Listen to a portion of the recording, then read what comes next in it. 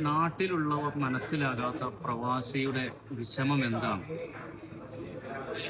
സാമ്പത്തികമായിട്ടുള്ള സന്തോഷവും വിജയവും ജീവിതത്തിൽ ഉണ്ടെങ്കിലും എല്ലാ തിരക്കിലും ഒറ്റപ്പെടുന്ന ഒരു ജീവിതമാണ് പ്രവാസിയുടെ.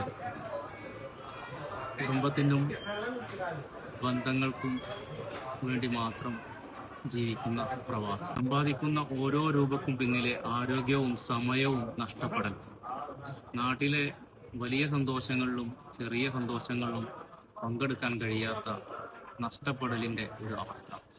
എപ്പോഴാണ് വരുന്നത് നാട്ടിലേക്കെന്ന ചോദ്യത്തിന് മുമ്പിൽ പതറിപ്പോകുന്ന ചിന്തകൾ ഏതൊരു പ്രവാസിയെയും സമ്മർദ്ദത്തിലാക്കും.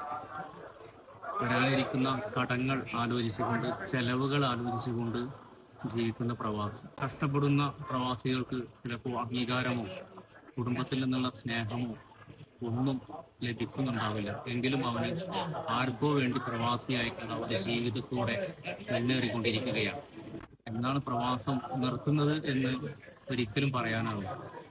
2 വർഷം പ്രവാസ ജീവിതത്തിൽ നിന്ന് എല്ലാം മതിയാക്കി നാട്ടിൽ സെറ്റിലാവാം എന്ന് വിചാരിച്ചുകൊണ്ടാണ് ഓരോരുത്തരും വരുന്നത്. പക്ഷേ ആ പ്രവാസ ജീവിതം നീളുന്നത് 20 വർഷവും 30 വർഷവും അവസാനിക്കാത്ത ഒരു പ്രവാസമായിക്കൊണ്ട് നീണ്ടുപോകുന്ന ഒരു കാഴ്ചയാണ് നമ്മളൊക്കെ കാണുന്നത്.